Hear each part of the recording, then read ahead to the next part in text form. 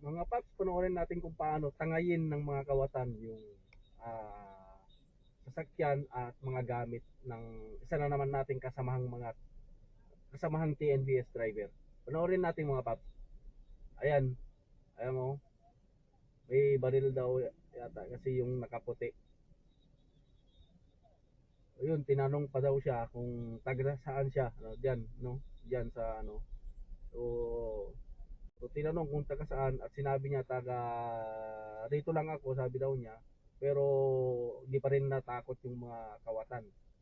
At nagpanggap yata silang may operation. So, nagpanggap siguro na mga pulis ang mga ito.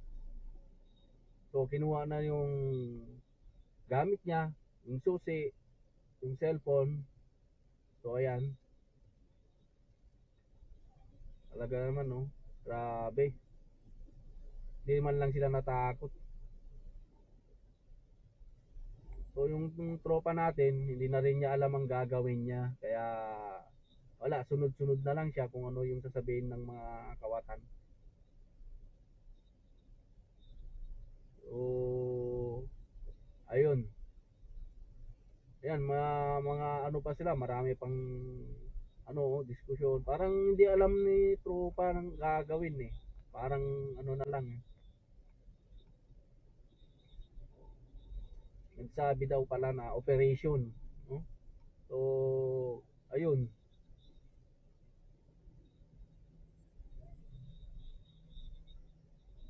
grabe. Kinuha mga gamit niya.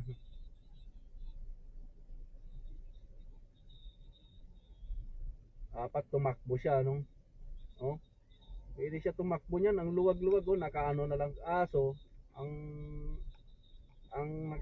nakakaano ay kung may baril nga yung isa, baka siguro yun natakot siya na baka kaya, oh, di man lang ano kasi baluarte pa niya. Yan yung nangyari mga waps sa ano sa may Pasay. Ayan oh. Ayan oh.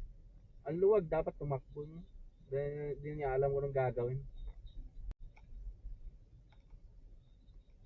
So parang baka natakot, malay mo baka nga naman may ayan oh, gusto pa daw po siya papasukin ng compartment. Siya papasukin sa loob ng compartment.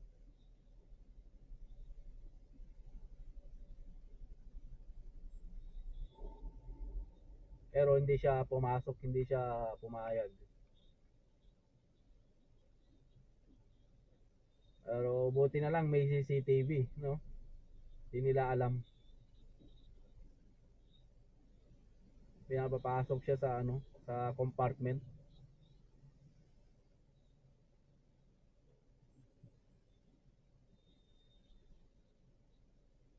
Ayan, no? Tagal-tagal nag-usap.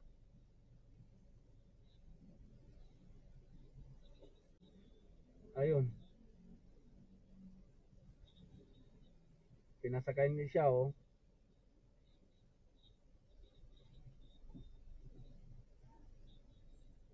Pinaandar. Oh, pero bumaba siya.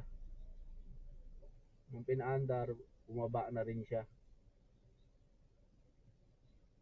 Ayan, oh, bumaba na rin. So, ayun. Ayun nangyari mga paps. Sabi daw niya napupunta siya ng barangay. Buti, hindi siya pinaginitan na ano. Ayun mga paps. Ingat tayo lagi and God bless everyone. Ayan, tinangay na yung sasakyan dyan. So, ingat tayo mga paps. God bless.